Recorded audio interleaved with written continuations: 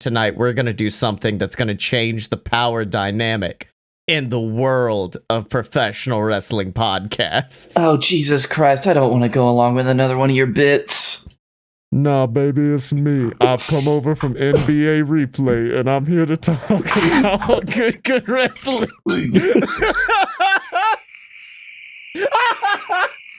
Oh, by the way, Blake, I know I'm not really your boss, but you're getting a promotion. That's legally binding. All right, ladies and gentlemen. Also, fuck, this is the first ever podcast sponsored by Papa John's.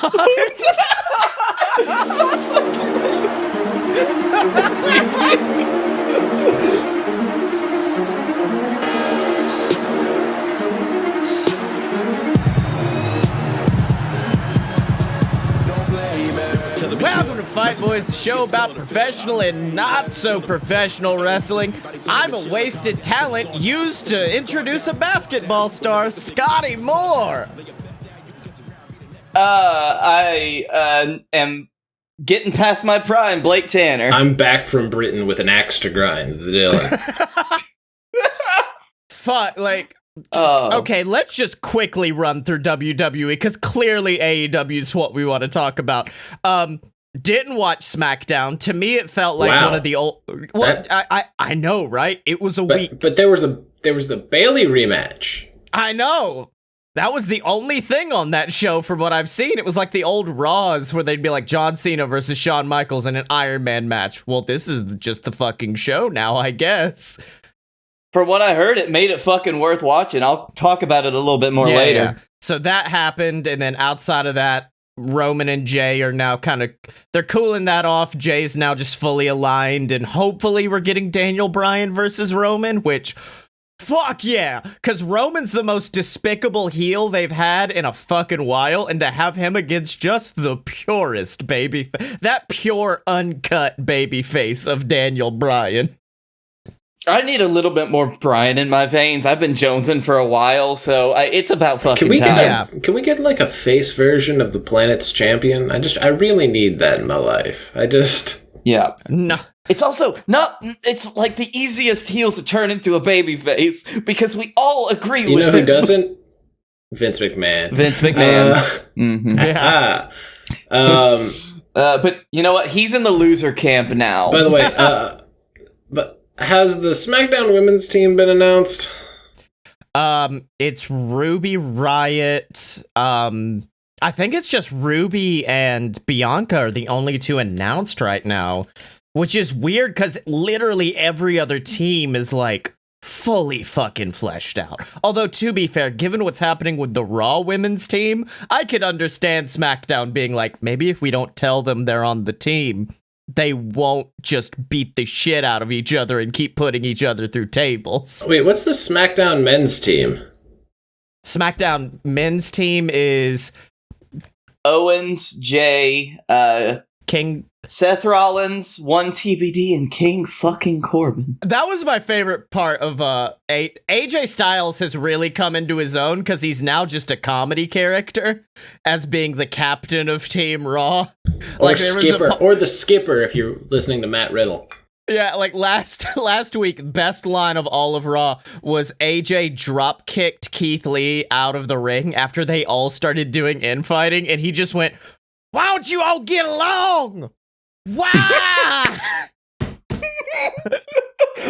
Like Tommy Dreamer discovering that fucking dead body. Why? Also, for the SmackDown's women's team, we do have Ruby Riott and Bianca Belair announced. That's all they fucking need at this point, dude. That is all they need. I'm like, you're already so many steps above the Raw women's team? No, because the Raw women's team has Shayna Baszler. Yeah. And Shayna Baszler's worth at least 3 people. So right now it's 8 people versus 2. It's No. rough. No. The other 3 of the members of Team Raw are negative entries.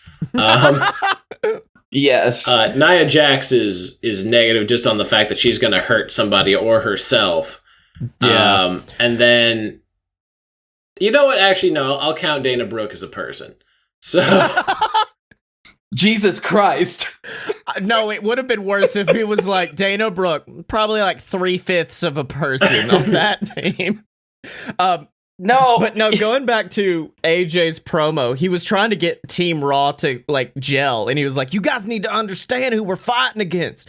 You've seen what Jey Uso's been capable of. Kevin Owens, he's absolutely vicious in the ring." And then there's King Corbin. Like, he tried so hard to put over King Corbin, but you can tell he was like, I know who I'm about to try to intimidate you guys with, and it won't work. And then there's King Corbin. Listen, can we just focus on the other guys, please? I don't... Look, he's just... I know he's the fucking wet fart of wrestling right now, but God... He's gonna be there. Every team needs one. Ours is Sheamus. Anyways, moving on. No, so two things. One, despite the fact that he is a horrible person, Matt Riddle actually did have the best segment of Raw, because that shit with he fucking popped me.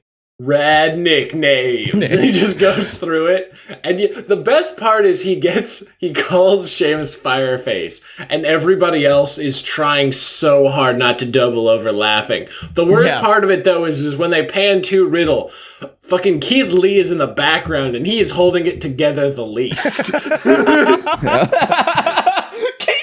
Lee would be the guy. Keith Lee, you can just see him be like, "Oh my!" He was like, "Oh my god!" But Keith's nickname was my favorite because he walked over, and never have I wanted Matt Riddle to team with anybody, but I would team him with Keith Lee if we got to say their team name was Bro Lee, because he said that shit, and you saw Keith's fucking anime eyes light up and go, "Fuck yeah, that's sick! Hell yeah, dude!" But the second thing is, I've never wanted a tag team more in WWE than I want fucking McIntyre and Sheamus to team up. Yeah, because they were having that like good buddy thing, and I was like, I know you're gonna turn Sheamus on McIntyre, but can you just have the two of them team up instead? Like, can I just have one? They already have a good catchphrase, which was like kicking heads and drinking kegs. Fuck, you got it. It's right there. Just team them up.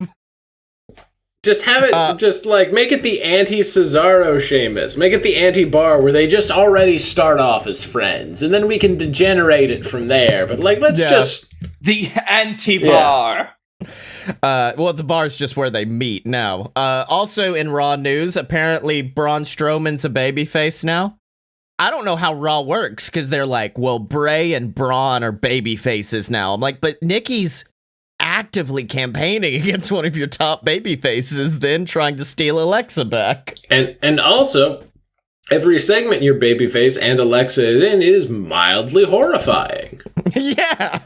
Actually, somewhat extremely disturbing, some would say, which I'm behind it personally. But that does not a babyface make. Yeah. You cannot look at Alexa Bliss's currently crazy ass and call that babyface. Unless she spat out blood, dude. Bray said, "Holy shit." Yeah, unless you count the fact that she acts like a baby, she's not a babyface. Again, extremely uncomfortable to watch. It is so. Yes. We need to go on a play date, Nikki. Nah, the fuck you don't. No, you don't. Don't you dare. Listen here. Alexa, miss me with that Lolita shit. We gotta go. Yeah. Also in news, Retribution finally won a fucking match, and I couldn't be prouder, because it was actually a good match, because you can't put Mustafa Ali and Ricochet in a ring and expect bad shit to happen unless the Hurt Business is there. So, like... Are you going to get into a little bit more about Ali now? That's called a segue. Hold on, I need to put over the fact that he used the Koji clutch. I really do. The wrestler in me. Yes, I didn't even see it, but I read that in the results and I popped. And I was just like, finally! I haven't seen that move in a hot minute. Yes! It's so brutal looking, yet so safe. Yeah. I described it like it's very good for like a slimy heel, like what Ali's being, because it's like a fucking anaconda wrapping its limbs around you and choking you. Like, it's vicious, so it works to the gimmick as well. So it's not, but yeah, Blake, they asked Mustafa Ali, "Hey bud, why have you never told commentary before Retribution how to pronounce your name?" And he goes, "Well, I know who runs this company, and I was afraid. I was afraid to speak up. I was afraid to let my voice be known, or else I was afraid they were going to take my name away," which they did anyways, because they said it was hard to pronounce. But now it's back. They're like, no, Mustafa is not hard. Like, it's a change. It is definitely a change, but now that I know, I'm like, yeah, Mustafa. And apparently someone who probably voted for the Orange Man messaged Tom Phillips and said, "Tom, why are you pronouncing it Mustafa? You know it's pronounced Mustafa. Why are you doing this?" And he was like, "Well, that's what he expressed to me, and I wanted to respect his wishes." I'm like, very good, bud. Oh, look at that. Actual tolerance and acceptance in my wrestling? No, sir. Maybe we, I'm pretty sure, wasn't Mustafa the name of that dictator in Egypt that got murdered? No.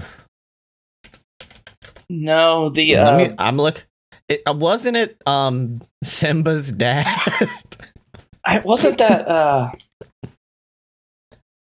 Oh shit, I didn't know this. Mustafa means the chosen one. That's fucking badass. Unless you're thinking the former Libyan dictator, Gaddafi. Mustafa Gaddafi? Muammar. That was it. Yeah. Anyway. Wow, did not expect to get into Dictator talk on this week's episode, but we did. Not if it wasn't a segue for Vince. No, I wasn't expecting that. I've yet to watch NXT, but one thing has been spoiled for me, and it's the weirdest fucking decision of all time, but I get it. Leon Ruff is US champion, or I'm sorry, North American champion now. Be weirder if he was US champion. He beat Bobby Lashley. How? When? Have you guys seen I haven't watched the clip yet because I'm trying to stay as like fresh as possible for the review. How strong was Johnny looking at the end? Was it a fucking Priest came in at the last minute and got the victory for him? So here's what happened. He went for his half of meeting in the middle. Yep. Dude dodged it, hit the sickest fucking crucifix bomb I have ever seen in my life. Like, just clean as fresh linen sheets. Yeah. And then that led to a 3 count. Shit. So Priest was barely involved. Wow, okay. Yeah, Priest was just there. And okay. So somebody expressed this, and I have a theory about why this is happening. And the only way is that no one has screamed transitional champion harder than this man. This man whose belt will not fit around his waist. No one has screamed transitional champion harder. I don't know if he's transitioning. I really hope it's to, Cameron Grimes. Thank you. Or they may be going, and this is the theory that's what I was talking about. I'm still calling them the brand. May be going for their version of UE's Prophecy of Gold. Oh, okay. That's cool. So I hope you're ready for Pat McAfee, North American champion. God, no, give it to Dunn at least. I'm watching the clip. No, Dunn's going after the big one, man. Yeah. Dunn's their ringer. I do love... I would be fine with that. I'm watching... Give me Pete Dunne versus Finn. I'm watching the segment right now, and I love that Johnny in his newfound love of wheels, brought out a weighted fucking wheel. Like the most weighted wheel I've ever seen in my life. And Leon Ruff's name is on it in whiteout. Like it is barely clipped on there. All right, yeah, I'm Johnny Wheelman. I'm the Wheelman now. You really need to watch the clip of him going to William Regal afterwards. Oh, yeah, hold on. Yeah, I just saw that crucifix pin. That was fucking smooth. Like, it wasn't brutal, but it was smooth as butter. That was a buttery smooth one. Yeah. But, no, from what I understand, those are the big parts of the show. I mean, there's still the women's feuds going on, and the ghost-faced killer revealed herself. I was so mad. My dream didn't come true of Ghostface NXT champion. Io is facing Rhea at some point. I forget when. I think they announced eventually. It should be. I think it's soon. I think it's actually. I wouldn't doubt if it was running against Kenny Omega and Jon Moxley December 2nd. Like it screams of this is when we should do this. Right up against AEW's biggest title match in a very long time. They haven't put out the tickets for that show yet, by the way. I just wanted to let you know. Yeah, I was like, how far is it to drive to Jacksonville? That's very far, but also it is Kenny Omega versus Jon Moxley too, which I guess we're talking about AEW now. I love the fact that Kenny is now saying, what do you mean Jon Moxley beat me? Jon Moxley's never wrestled me in a wrestling match. What are you talking about? He is full on just playing into that match was unsanctioned, meaning that Jon Moxley has never pinned Kenny Omega. And I'm like, fuck, that's so good. That's so good. You're technically correct. Yeah, the exactly. Best kind of correct. The best. It is. Yeah, that happened. I need that shirt. Cody is now fully... I do love that as I was looking up news articles, one of them said, Cody claims that he will not use the Cody Rhodes name in pro wrestling. Tell that to the rest of the week, Wrestling Inc., because Cody was like at the pay-per-view full on, Cody Rhodes! Hit it. He hit it hard. I mean, he gave it the full treatment. Yeah, he gave it the John treatment. That full dapper yapper treatment. Do you know who didn't give the full treatment? The entire rest of the segment that Cody was in. Hold on. Hey, hold on. We can't get into that one yet. That deserves a special spot on the show. But yeah, outside of that, Dynamite fucking ruled. Pac came back, and we saw the Lucha Brothers murder each other. Eddie Kingston was so slimy on commentary that in kayfabe, all of the people on commentary hate him, including Excalibur. Excalibur snapped at him. Yeah, have to be such a special type of slimy to make kayfabe Excalibur just break. And so upset. Tony Schiavone on commentary outwardly hated him. It was amazing. It was amazing. They played it off so well, and I know it's not going to end well for Kingston. Yeah, but I'm just so happy that he's getting the opportunity. I rewatched, just because I love him, I rewatched John Silver versus Brian Cage and PWG, and everyone in the comments was talking, because they were there just because, like, John Silver, AEW, and they're like, wait, is that Excalibur? And then someone goes, well, did you hear he said Tope Suicida? And someone was like, I hate that. And then they brought up the fact that I didn't realize how much of Excalibur's commentary style has changed to fit television, but then I remembered I haven't heard unbelievable in an insanely long time, and it makes me upset. That's my favorite call. That might rival Mamma Mia in my favorite commentary catchphrase of all time. Dropped like so many bags of trash. That just made me realize how long it's been since I heard a good Mamma Mia. Yeah. But also, guess what, guys? We are not going to Vegas. We didn't get the email. You didn't hear? We didn't get the email. The email told me to go to the beach. I thought we were meeting at the beach. The email just told me to go to hell. Wait, hold on. We got to I am still very curious about the fact that the people that are currently against MJF are Sammy and only half of PNP. Yeah. Only Ortiz, not Santana. Santana's like, I'm cool with this. It's whatever. Yeah. Meanwhile, Hagar and fucking Wardlow openly ready to throw hands. Yeah. It's gonna be glorious. I can't wait. If Jake Hagar gets F10'd, I am. Oh god, I think I'll just donate $5 to charity right then because there must like. By the way, he was on Jericho's podcast. Big surprise, John Cena didn't want to lose to him. Oh, no way. At this point, I'm now done with these stories. After Alex Riley went buck wild insane on John Cena, I'm like, look, yeah, John had a rough few years, but it's okay. We all know John used to suck. My favorite thing somebody pointed out was like, you ever notice all the people that complain about that have no charisma? Right?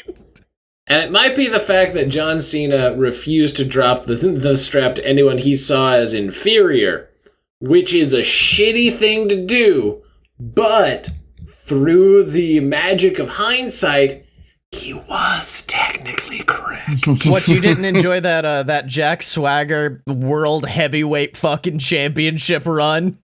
I did enjoy his ECW Championship run. I will admit the bits of that I saw were pretty good. He didn't have the World Championship for long enough, I feel, for me to really like, for it to hit. Who did he drop it to? Probably Randy Orton. Like, I hate that it's just a thing where you're like, it was probably Orton. Yeah. In other news, AEW games are coming, and I was hoping that this could be what replaces WWE 2K19 for JWF shit.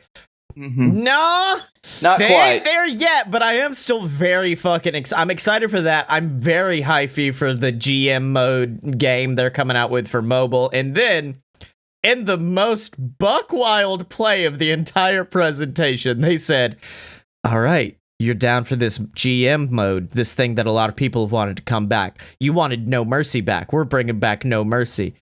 How are we going to top all this off? Fucking a gambling game, I guess. y'all like casinos? That is kind of like, that is AEW's shtick, though, because like that's one of their biggest. I mean, so many of their fucking puns for their pay-per-views are casino based. I get it. Yeah. I will admit, and somebody else pointed this out, that that was cutscene footage, and like the game was far enough away that they might just tweak the graphics, so it might look different. I don't mind it. Like, I really like the slightly cartoony, because it's not like they're bad models, because like there are WWE 2K models where you'll look and go, that's not fucking Peyton Royce. But even though it's definitely the Renee, remember the Renee Young with fucking Medusa hair? Oh god. But even though it's like a caricature, that's Kenny Omega. Like, that's a very good Kenny and a very good Jericho. Also, by the way, we were wrong. Jack Swagger lost it to Rey Mysterio, who immediately got beat down by Kane, I believe, who won it from Rey. Oh, well, alrighty then. Yeah. Oh, it was Money in the Bank. Oh, why do I remember this time? It wasn't a good time, but I remember it quite clearly for some reason. Ah. But yeah, the game's presentation was phenomenal. They really played into how fucking ridiculous it was by having Kitty go full Steve Jobs, then Aubrey interrupt, and then go full Steve Jobs herself, then Britt Baker, who was just there to be like, we got a shitty t-shirt if you want that. Did she say the word shitty? No, they promoted it so hard, and I was like, maybe they came up with a good logo for this shirt. No, it's just the AEW Games logo plastered on a shitty cotton shirt. Although that was my favorite bit. She goes, "We have sent scientists all over the world, and they've come back with the most comfortable material to assemble a t-shirt worthy of AEW Games. It's called cotton." I was like, fuck, damn it. The lack of reverence they have for shit like this, because like, you know, like a WWE 2K thing would like be like, yeah, we're excited, here's the big show, and this, they were just taking the piss the whole time, and it was glorious. Going on to independent news and New Japan news, the Rascals are apparently coming to WWE, which makes me sad because I love the Rascals. But also, I loved 3.0, and I've seen what Ever-Rise have been up to there in NXT, and I don't trust them. I do not trust them to do good with the Rascals. Is that who Ever-Rise is? Yeah, that's fucking 3.0, dude. I haven't seen or heard of 3.0 since they were Jabronis 1 and 2, way back when, facing off against FTR on like a takeover. Right. I forgot about that, but yeah, they are Ever-Rise. What are they up to these days? I haven't really paid attention. They've been in a pseudo feud with Drake Maverick and Killian Dane, which is probably over now that Killian and Drake are, I assume, feuding with the Kings of NXT. I don't know.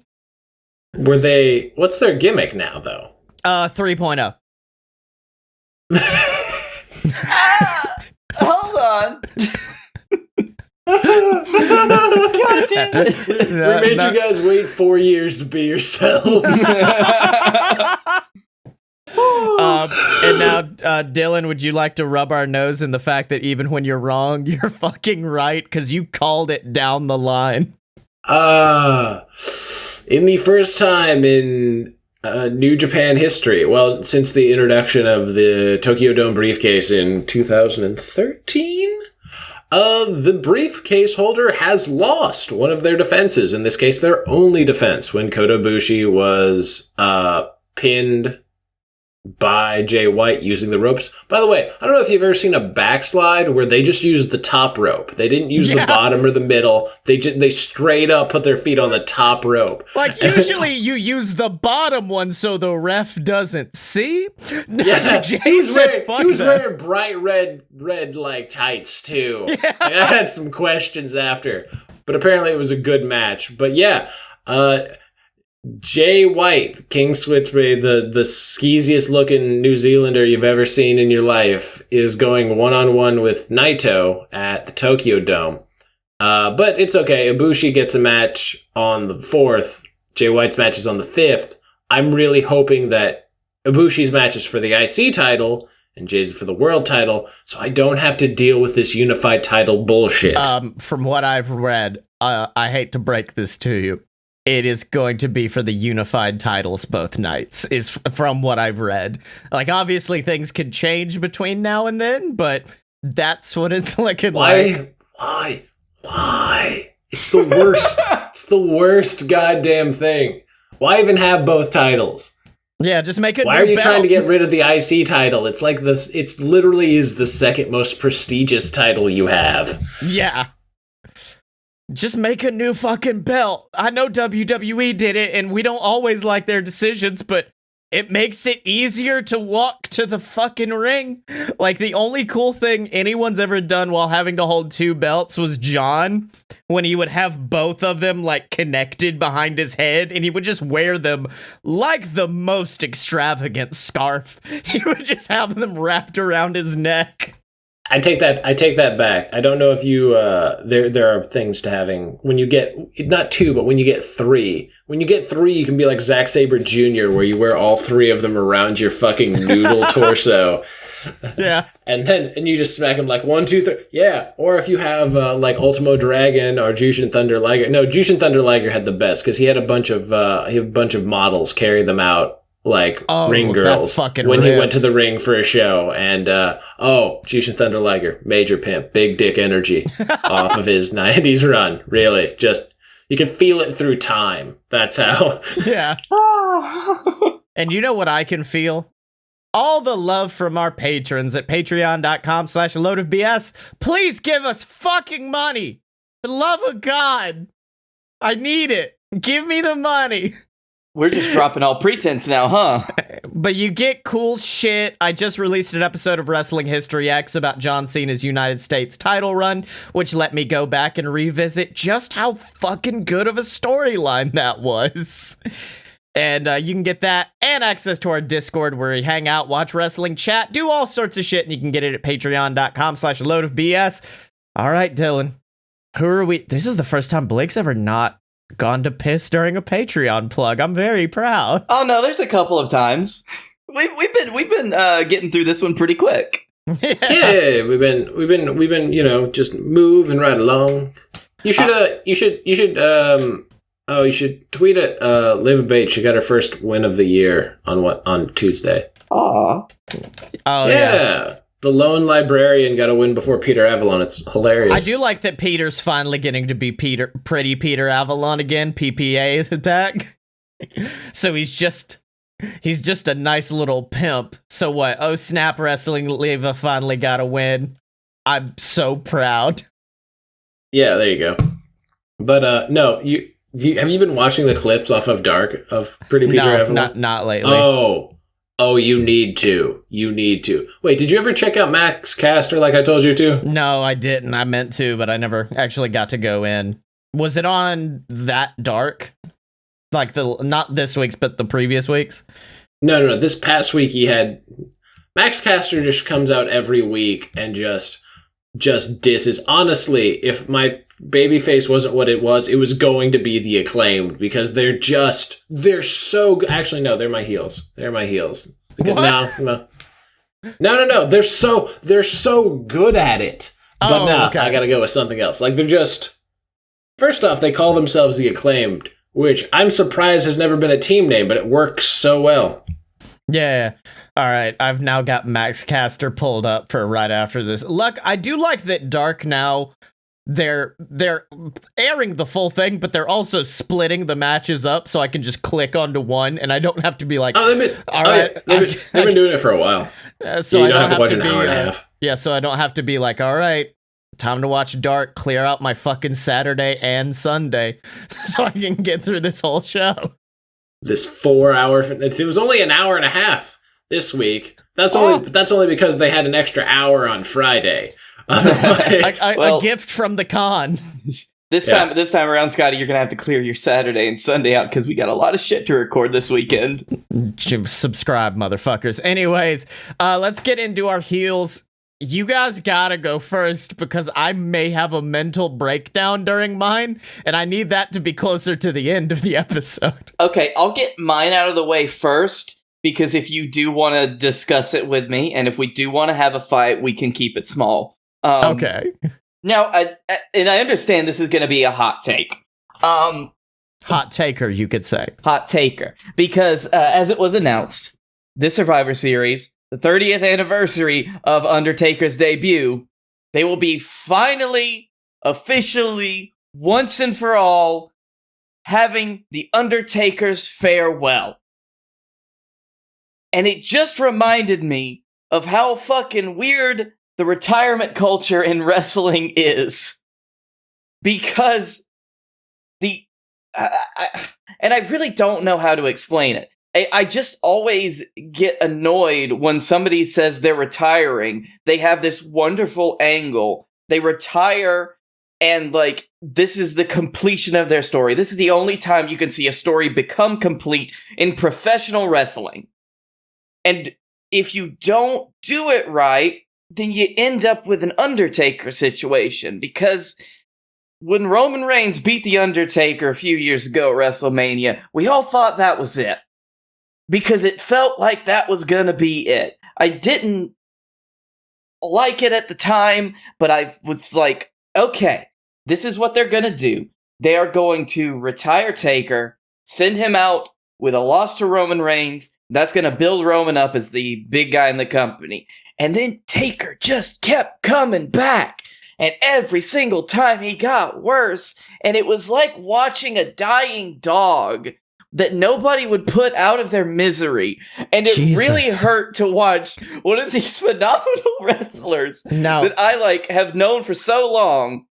And I don't know if he's going to have a match or if it's just going to be like an official ceremony where he's going to get to do some cool shit and then be gone. What I don't want to happen is that this is The Undertaker's farewell. And then next year at WrestleMania, he comes back for his last goodbye. And as somebody on Reddit said, he'll be at the next Saudi Arabia show for his closing cheerio. Now, initially I thought you were just upset they were doing it. And I was like, bud, 30th anniversary. Even if he had been retired 5 years ago, they still would have done this. No, I wouldn't have minded if it was just an anniversary thing. It's just the connotation of, is he still going to be wrestling or not is my thing. So you're not going to buy the $500 specially themed WWE championship? Yeah. Well, do you remember that time that Bray Wyatt stole his spooky powers? You remember that? You remember that storyline? Got them right fucking back. You remember how Bray Wyatt suffered for years?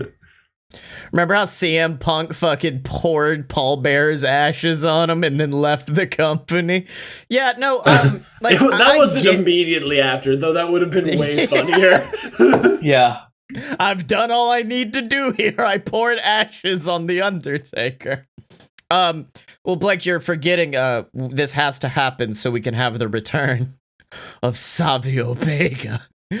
Why was that news? I'm sorry, if they were like, oh, Kane will show up. Okay, I get Savio, and I understand Taker and Savio are close, but also real weird to announce that beforehand.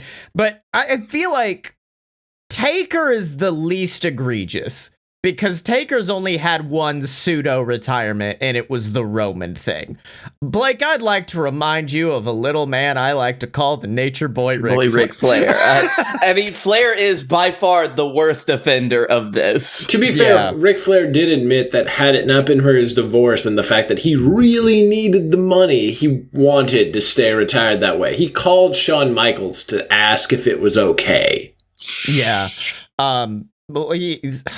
Yeah, it's just, I get it, because wrestling is a drug in many ways, and Terry you just can't... Funk is the worst offender. What the fuck are you people talking about? Terry Funk. Forever.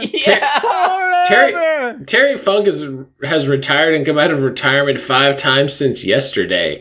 Yeah. And the thing is, I also get it because this is a corny fucking business, and once you retire, you stop making money most of the time. And for me, I think, well, number one, if Taker had retired at WrestleMania 32, we would have never gotten that great outtake where Undertaker tells Triple H and Shawn Michaels to go fuck themselves, and then Kane does a crotch chop. So, that's one good thing. But also... hold on to that memory forever. Yeah, if Taker had went out when Brock beat him, people would have been upset. If he had went out when Roman beat him, they would have been upset. We were upset. Do you remember? We were at that WrestleMania. I was literally crying in a bathroom post-match. But I would have been upset with the Roman Taker thing, but I would have understood it. Well, what I'm saying is it was an all right match. It was a serviceable match they put on. It was not serviceable. Don't lie to yourself. Because at some point, Taker stopped being able to put on serviceable matches, which is the problem. Which means if he wants to go out on a high point, we have to do a cinematic match that everybody fucking adored in the Boneyard match, which I understand Taker's one of those guys that's like, I want to go out probably on my back. But nah, motherfucker, just go into that graveyard and bury AJ Styles' dumbass in that dirt. Literally bury 2 people out of the company. You do want to go out on a high, but you forget that there's always going to be a low, man. I think if he does wrestle at Survivor Series, my prediction, Fiend, and Fiend wins. That's my prediction. And that way he can still go off putting over the upcoming talent. Fiend gets a real bump, not the I wrestled Undertaker but lost bump. And yeah. Did that twice. And if he does, it needs to be a cinematic match or it's not going to be satisfying. I mean, the best matches at WrestleMania this year were 2 cinematic matches featuring who? The Undertaker and Bray Wyatt. Fucking 2 great taste great together, baby. Let's go. Just don't disappoint me again, WWE, because like I don't like Taker the person, but Taker the character is one of my all-time favorites in WWE, and I need him to be treated well. I still can't get over that fucking picture of AJ dressed up as Biker Taker. What's something that isn't racist but looks racist? All right, Dylan, on to your heel. So, this basically with my baby face, so this wouldn't have... This didn't go the way I was hoping. Yeah, got it. It pairs well with yours too. So women's wrestling in AEW still isn't great, and part of it is because Hikaru Shida isn't on my TV set every week. Where the fuck is Shida? The most we've seen of Shida was in the AEW games release, where it turns out you could do intergender wrestling and Shida beat the fuck out of Kenny Omega. That's the most we've seen out of Shida. And I'm really sad.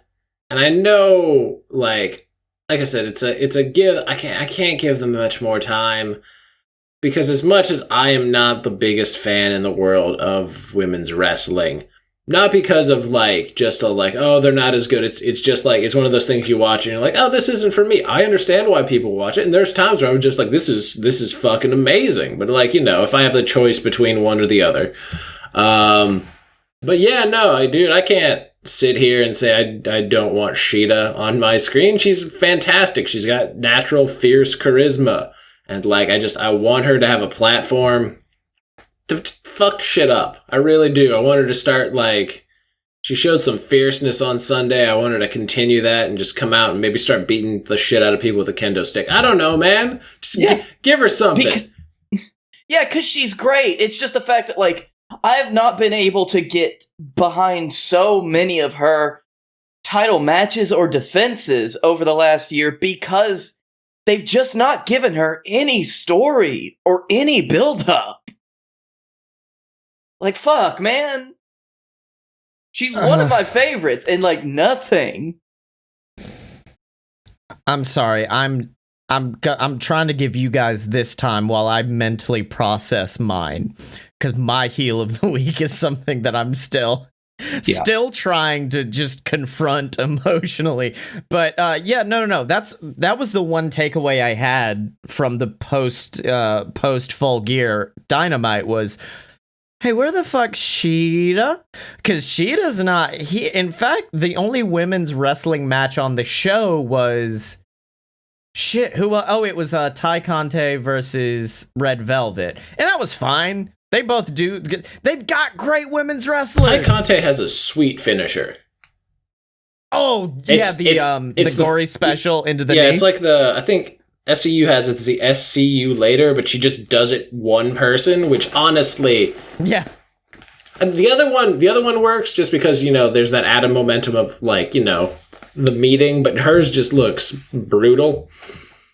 Yeah, and any knee strike, any like dropping knee, and I guess it's because I'm a punk mark. Although, wait, this is technically also being a Kenta mark, but the GTS is one of my favorite finishers, because like, just imagine falling, and then what breaks your fall? A knee to the face. Oh, you must love Wardlow.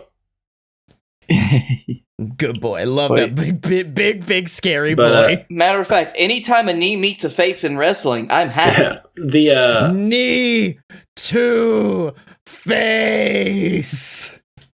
I don't know, that ongoing storyline with her and Anna Jay, where like Anna Jay's like, yeah, use this chair. She's like, no, I got this, and she does, and Anna Jay's like, you didn't have to fucking do that shit, and it's like this. I think Tay Conte's gonna end up being like one of their higher baby faces. Yeah, it's like Abaddon's out of the ranking, so I don't know what the fuck happened because I'm sad as fuck about it. So it's hard for me to get behind Tay Conte completely because she's the reason I don't have Abaddon. I wonder if it's because have they announced if it was only a temporary injury, what happened to her? Because if it's They haven't said anything. It's like how you haven't really seen. It's like how you haven't seen Alex Reynolds wrestle since his injury. Yeah, it's just that may be why she's off the rankings. Because I know, like, in a little behind the scenes booking in JWF, if a wrestler gets injured, I take them off the power rankings because I'm like, well, they ain't gonna wrestle, so I don't need them on here anymore. Which is why Dylan isn't on the power rankings currently. Even though he's fucking been beaten once out of 16 matches. Never pinned or submitted either. Never pinned or submitted. Lost in a triple threat. Okay, fuck. Now I gotta do it. And I express this a lot in my reviews, that I try my best to avoid spoilers because they kind of taint my feelings on segments. And unfortunately, this segment got spoiled for me in the fact that it's a clusterfuck of an absolute thing that happened. And it is the Cody Rhodes segment, which was the most WWE bullshit AEW has ever put on. Cody comes out and says, "We have decided not to challenge for a rematch against Darby Allin," which I'm like, why are you talking like a lawyer? Okay, and then he's like, but who I am gonna fight is MJF, which gets a pop from the crowd. It's literally just a cheap pop, because people want to see MJF get pinned and beat down, so obviously being like, hey, I want to fight that motherfucker. Cheap pop right there. And then, from behind him, a random-ass woman who we've never seen on television before shows up. And this is a ripped as tall as Cody woman. Scary as fuck woman. Attractive as hell. Yes. Yes, and so it is Jade Cargill, and this is the one thing I was happy was spoiled, because if it wasn't spoiled, I wouldn't know who Jade was. But everyone on Twitter was like, fuck yeah, Jade's here! Hell yeah! And then the segment kept going. Because Jade's not the best on the mic yet, so she's just like, It's also and I hate to use this excuse. It's also hey, have you ever had to talk for a full segment live version? No. Yeah, exactly. Baptism by fire, I guess. So I'm willing to give her the benefit of the doubt on this. That's why I don't classify this as a complete clusterfuck. Because if you had put, like, you know, Matt Hardy's wife on the microphone, and that had been, like, you knew what you were getting. But this one, you gave somebody a chance. It wasn't the worst promo I've ever heard live on television. Yeah, she made fun of Cody's dick. Said Cody had a little dick, which was very good. It just went a little too long. It was a little too obtuse because they were teasing. So Cody Rhodes. Cody segment. Yeah. My favorite was after she teased Cody's dick being small, it cut to the audience and someone was laughing, and I watched the What Culture review of AEW, and they go, apparently she's seen Cody's dick, so she knows it's small, and that woman in the audience knows that it's small. How does she know that she's seen Cody Rhodes' dick? But the whole segment was revolving around the fact that Cody called himself the Giant Killer once on television, and she's like, you're not a giant killer, and you're not man enough to go by one name. And I'm like, he's done that for 3 fucking years, but my giant will go by one name. And I was sitting here like, okay, and this was already spoiled, but I'm trying to pretend if it wasn't, I would have said, oh, fuck yeah, new giant guy coming in, maybe someone who they can actually build and not just quickly slide into the mid-card. Like, I don't know why. He's not that big, but Mil Muerte from Lucha Underground came to mind. I'm like, fuck yeah, bring him in. Bring in any big Hammerstone, bring him in. And then this fucking woman with a straight face says, do you want to know who my giant is? Oh dear. Shaq. By the way, I want you to know the pizza man Shaq. I want you to know whenever I now picture this whole rivalry as like the beginning of Nick Carter's "How I Beat Shaq" music video. It's just the grown up version. Same blonde haired kid, Shaq's there. That is 100% what is happening. I want you to know that's all. At the end, is it gonna turn out to be a dream? Brandy comes in and he's having a nightmare. We're all gonna hope it is. Does that count?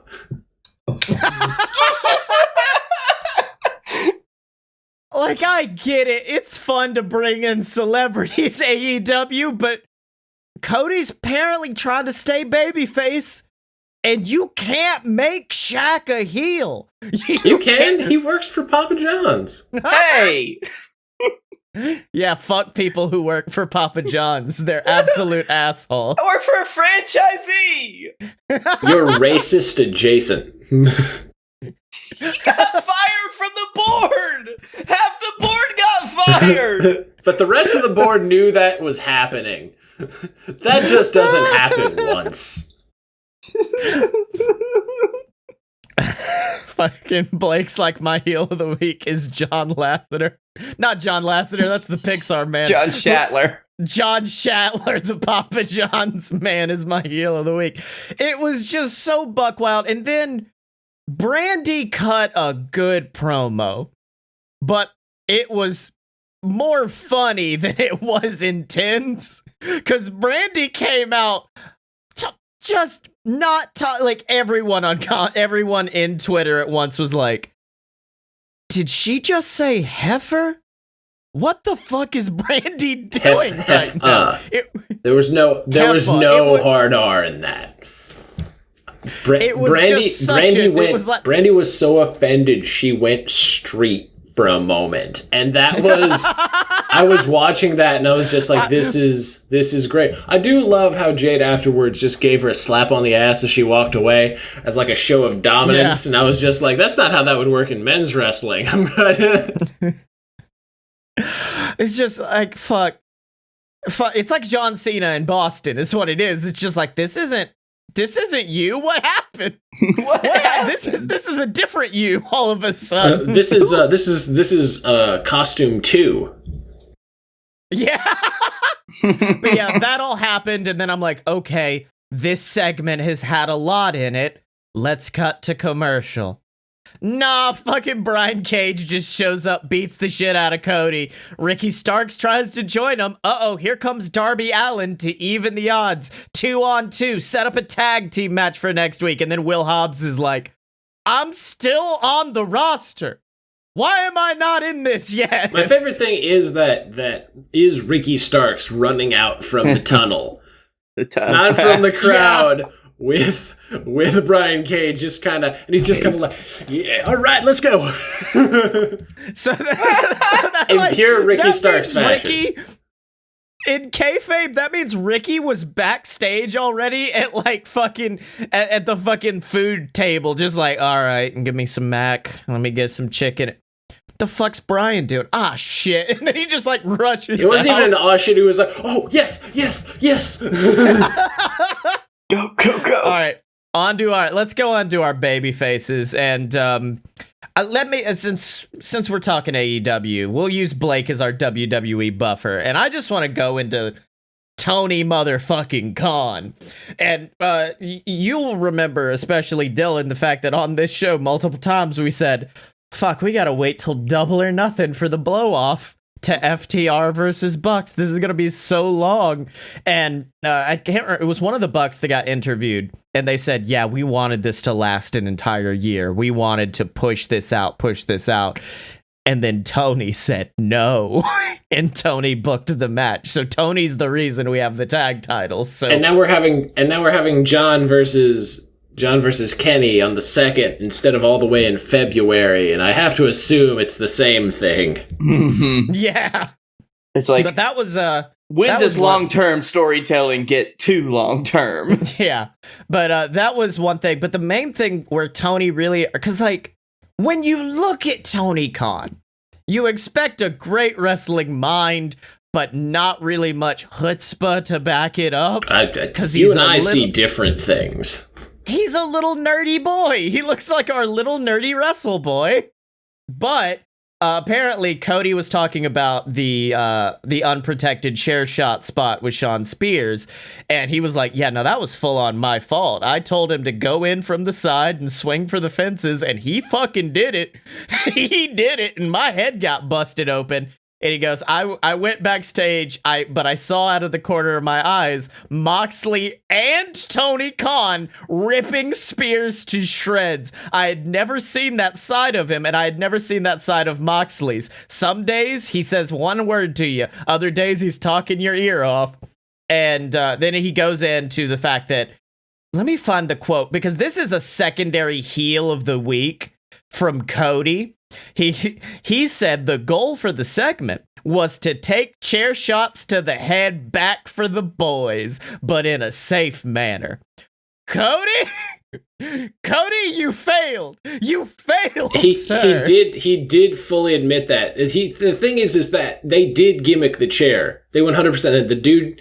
The dude filed the chair down to where it was basically like a cookie sheet, where it would make a loud noise and whatever. However, due to Cody's, not incompetence, but his lack of calculation in having Sean baseball swing this thing at him, the bar in the back of the chair is what hit his head. Yeah, exactly. And also, by the way, the man was fired. The head of the like whatever. Cody described this department as magic, which is their props department. Oh no, he is magic. He is magic now. He was head of props before. He got fired from that job and then put on this job. Probably because Cody was just like, why are you firing him? That chair was fine. Yeah. But this is where Tony Khan has a little bit of Vince McMahon in him. Because, of course, like, Vince is like, I wouldn't make you do anything I wouldn't do. And he goes, the night before walking to that Oceanfront Center, or whatever it's called there in Daytona, fucking thanks for the respect there, Cody. It's a great venue. Tony Khan got adamant that Charlie hit him with the chair, and I was adamant that he was not hitting him with the chair. Said, you're not taking a headshot. No, if you're going to take the shot, I want to take the headshot. I really appreciate it, but we're sanding it down. We can't dent it. We get one go with this big man. Yeah. You know what? They might have found out the one fatal flaw in that chair shot. Cody also admitted that. Yeah, he was like, "This." I gained a new respect for Cody every time he's interviewed, because you really get a sense that he is like just genuine in his good intentions for the company. He is pessimistic in like what he thinks they can accomplish, just because he is the son of Dusty Rhodes, who was a part of several companies that failed. He seems like a good dude until he wrestles, and then I hate him.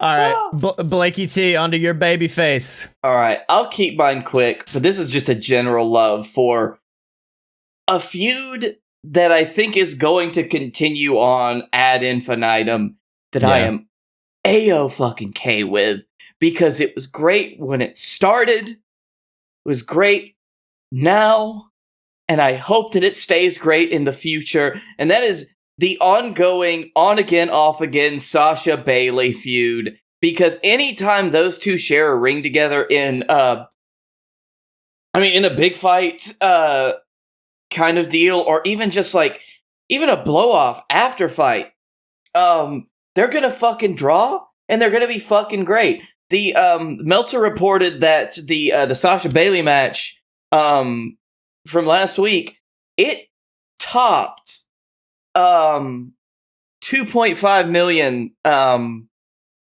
watchers. Like, that's the what's the word? Did you just forget the word viewers real quick? Yes. So 2.5 million viewers, which is the highest viewer count that any wrestling has had since a lot of these companies started going to crowdless arenas.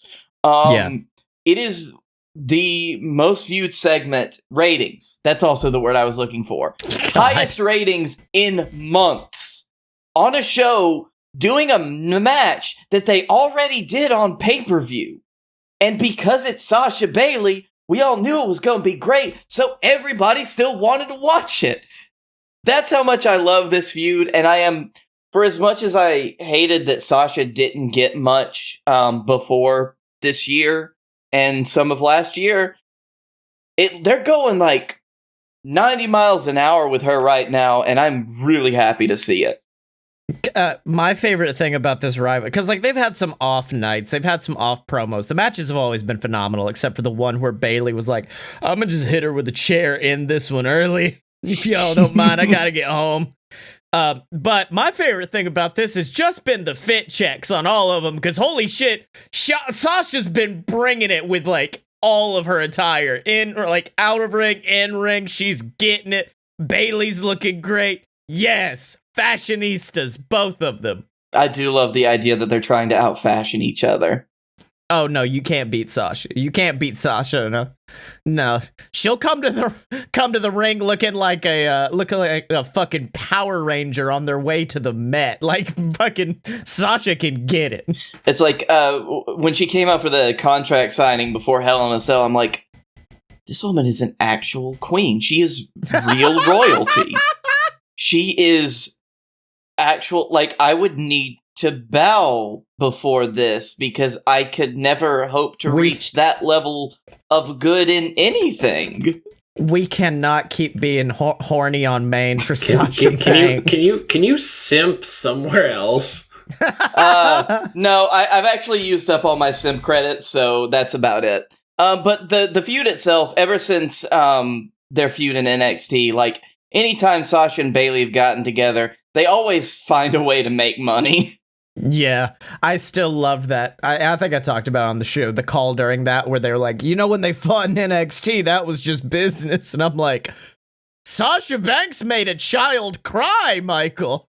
If anything, this match, this Hell in a Cell match, is tame compared to NXT. It's like, you don't remember those days. I was in the trenches.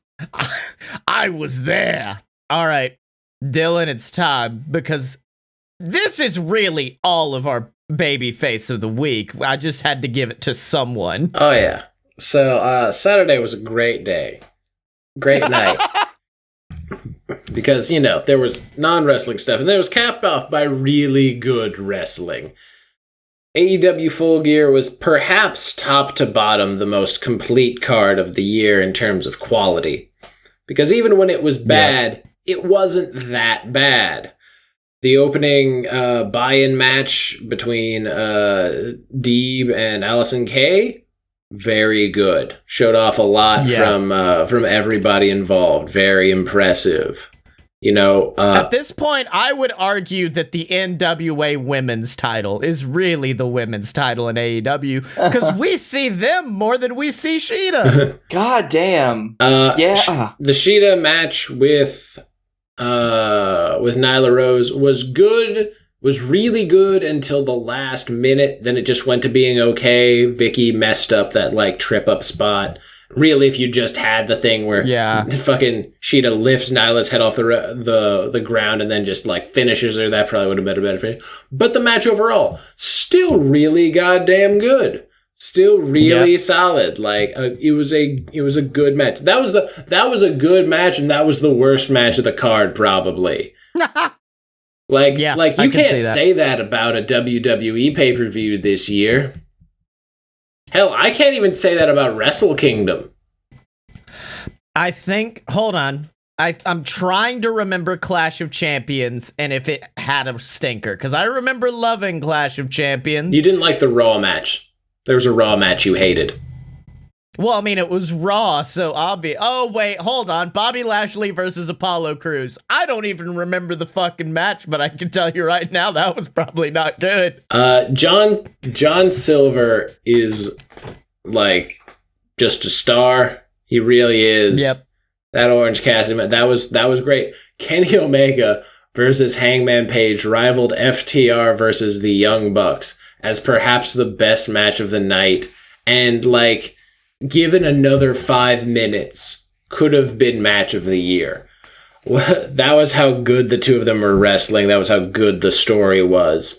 FTR versus the Bucks was exactly what we thought it would be in terms of storytelling, match quality, the ending. I loved the tributes to other tag teams from their past. And who was paying tribute to what tag team. And the fact that it was how the match and everything about it was done in a very good way, very well done way. The moment they hit meeting in the middle, I went, "Oh fuck, they're just doing it all." And it was the fact that the Dax had to, or I think Cash had to like look at Dax and be like, "Yeah, come on, we're gonna do it," and he was just like, "What the fuck? Oh, we're doing this. Okay, bam." And then if you describe it to a non-wrestling fan, the fact that the finish, well, they lost because they went against their one didact, which is no flips, just fists. You see, they did a flip, and therefore they immediately lost. It sounds dumb, but in the moment, you're like, oh, fuck, they did it. They broke their one rule. It's like Batman murdering the Joker. It's like, you did a flip. To be fair, that was a fucking perfect springboard 450. I don't know how else to tell you.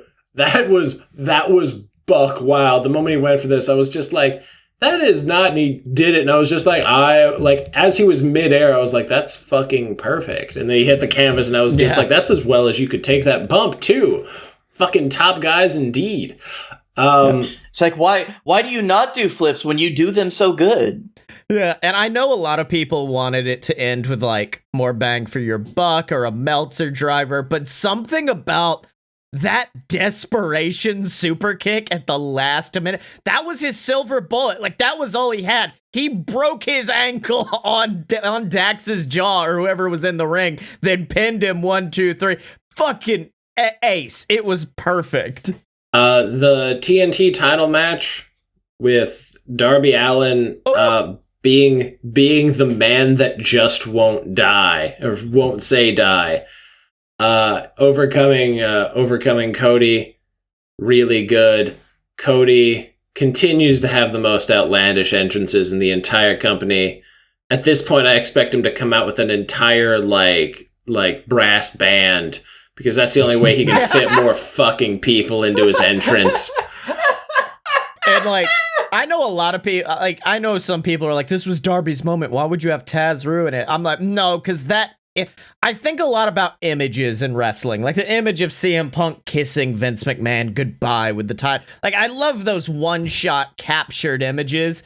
And just the captured image of Darby Allin with the TNT title beat to shit, with face of TNT spray painted on the car and on his skateboard. It was perfect. Like, that was like, yeah, that works. That looks great. That'd be 10 times better than him just on a turnbuckle being like, I fucking did it. Like, it looked great. Elite Deletion was the most buck wild. That's it. It was just the most buck wild. We thought that after the Boneyard match and after fucking Bray Wyatt's Fire, we thought we had seen it all. Instead, Gangrel apparently had kidnapped Hurricane for 2 years. Yeah. Long-term storytelling. And Matt Hardy owns a monster truck. 2 wrestling rings, and decided that the best way to fight that wrestling match was with fucking fireworks. Matt Hardy and fireworks is a combination that you just can't beat. And I love on Dynamite, he was like, look here, I made you a star in that match, Sammy. You looked phenomenal. Do not waste what I've given you. Meanwhile, I'm sitting back like, you put him in a fucking garbage can. You murdered him. We thought literally, he was dead. Kayfabe murdered him. By the way, that was the only part I didn't like, was like, okay, I murdered this person. Bring in the trash can. You're just like, that's a dead body. That's a dead You showed no remorse for this. That's horror. Matt Hardy is a horrifying human being. Absolute psychopath. No. Also, I'm starting to take on Scotty's dislike for Private Party. It's starting to rub off on me.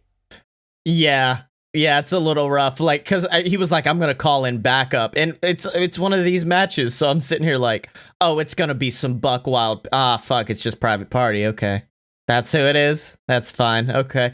But I did like the ending. I loved the fact that at the end, it became just a pure violent wrestling match. At the end, he sealed everything off, left it to be just them, and then Hardy sought retribution for everything that Sammy Guevara had done to him. He speared him through the tables like he did at All Out.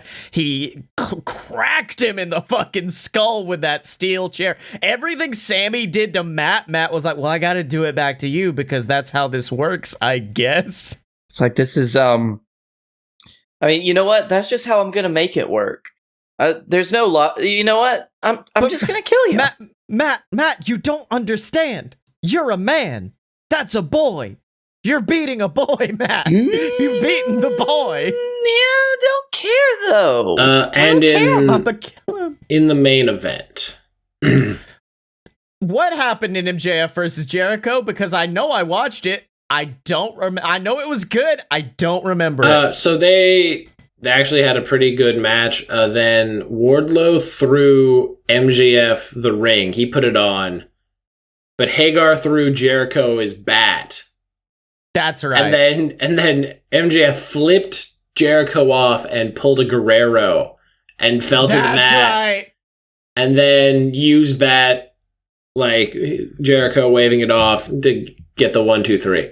I did forget about that match. That was serviceable for what it was. Anyway, on to the most violent thing you've seen this year. Oh, God. Hey kids, you want to see a dead body? Hey kids, do you want to see two people do you want to see a PG-13 death match? Maybe not even PG. We weren't hard R. It was a soft R rating on that. You want to see a man get choked out with barbed wire over the arm that's choking out? You want to see somebody wrap that barbed wire around their hand and do a back fist to somebody's neck?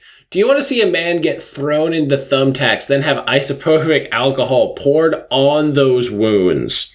Yeah, that's one of those things that is it's like Legos in a death match, which it seems goofy at first, but then you think about it like, oh fuck, stepping on a Lego hurts. Imagine being body slammed onto it. Now imagine you have tons of tiny little scars all over your back, and then someone just pours alcohol in each wound. It was so good. It was such a good overall match. The storytelling of it, the emotion that Kingston showed afterwards.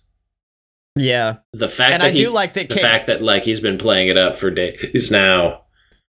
Yeah, and I love the fact that he's not doing a typical heel thing of like trying, because like he had been not making shit up, but being like, I was never eliminated from this. I never tapped out, which were all true. And in this case, it's like, no, that it's there. It's undisputed what we've done. So when he came out on Monday, he was like, yeah, I said I quit. Fuck you. He had barbed wire on his wrist. What was I supposed to fucking do? Fuck you.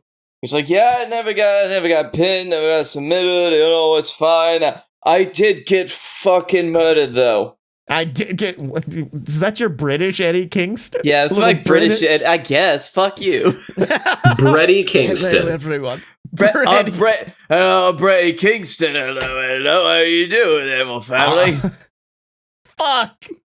All right, we were gonna do a final discussion, but I feel like that was it. But I will just say Chris Jericho isn't as cool as I used to think he was, because he's had the weakest shot of brandy episode in a while, because everyone else is like, I'm gonna make a fun mimosa, I'm gonna make this, and then Jericho's like, I'm gonna make vodka soda and spaghetti and meatballs. Okay, Chris, that's cool, bud. You're lame as shit. And okay, boomer. That's not a problem. I'm not mad at Chris Jericho for not being cool, but it is kind of breaking my lifelong thought of he's a rock star and a pro wrestler. This dude's fucking dope as shit. Oh wait, he's just a normal person like the rest of us, and his drink of choice is vodka soda. Oh, that's so fucking basic. And I say that as just a person who does just drink straight whiskey with ice. Yeah. Jericho's a basic bitch, says Blake Tanner. Oh, fuck. What did you guys learn this week? Oh, I learned that I can't wait until they introduce Eddie Kingston's British cousin. Eddie Kingston, hello, I will fight you too. I will see you like to get choked out by more than me. Well, actually, Blake, they did introduce his British cousin this week. Well, reintroduced him. His name is Pac. Have you met him? He's pretty cool. Bit of a bastard, though. Bit of a bastard. Though. I learned that Blake Tanner thinks Chris Jericho's a basic bitch. That's what I learned. I learned that sometimes a pay-per-view will live up to your expectations. Yep. Where can people find you on the internet? You can find me at Blake. I don't want you. I don't want your Twitter. Don't want your Twitter follows. Don't want your Instagram follows. You can't find me. I'm incognito. I'm out here in the ether. I'm watching you all be a fool, making fools of yourselves. Fuck it. I bet that me posting my Twitter on this fucking show is what got me hacked last week and posted about shitty products that Ray-Bans. supposedly It was Ray-Bans. work. Ray-Bans. Oh fuck, I actually own Ray-Bans. My fucking glasses are Ray-Bans. What the fuck? You basic bitch. Blake A. Tanner on Twitter, Darken Video on YouTube, BS Network, all that good shit. You could find me on Twitter at Scottye Moore, SCOTTYEMO, and you could check out all the other programming at aloadofpurebs.com. And please check out our YouTube channel. We rarely plug it, but there's our old show JWF now has its own little thing over there. There's JWF, there's the developmental territory JXT, and hopefully around Survivor Series, my little daily reviews are going to be on video on our YouTube. So just search up Fight Boys. Boys is spelled with a Z, and you can find us there. Subscribe, like, hit the bell. I don't fucking know. Nice. Special thanks to Mega Ran for our theme song, Fighters, from Mega Ran, by Mega Ran, with Mega Ran's love and support. Go check out Mega Ran. Give him all your love as well. He's got great music. And make sure to give him a good old thumbs up and some money too. Brother Man's got him a PS5, and I'd love to have one of those as well. Patreon.com/aloadofbs. And as always, you can find us at aloadofpurebs.com. Step up to the merch table at merch.aloadofpurebs.com. Find us on Facebook, donate to the Patreon, join the Discord, and remember to follow us on Twitter at Fight Boy Show Leva Bates, because when you're a fight boy for life.